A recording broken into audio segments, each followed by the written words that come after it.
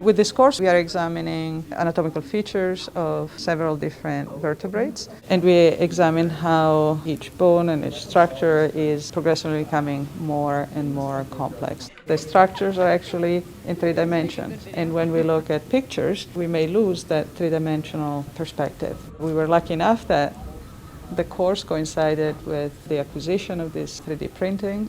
We decided to combine the 2 opportunities to make a new learning experience for the students. This is our 4 full-size skulls. Today is the final sample preparation, so the skulls are now printed. Students in the process, they're going to recognize particular anatomical landmarks that are important. These guys should be easy to pop out. Just from an anatomy standpoint, it just gives you more visual, like how everything is made, the jaws, bones, more of a visual understanding. It's good just to see it up close as opposed to just a picture, because then you can turn it, look at different angles, and see the smaller parts. Having some exposure to the principle of 3D printing actually endows the students, no matter if they stay in science or they choose some other profession. These are tools that can be applied to several different projects.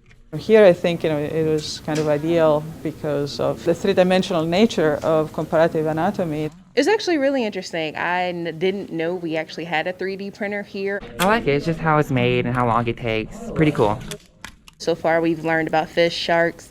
We're getting into amphibians and reptiles just to see the different and also similar structures between each species. A cat skull versus a human skull, they have very different features. However, the building blocks are the same. And these differences, they're appreciated way more in this type of activity.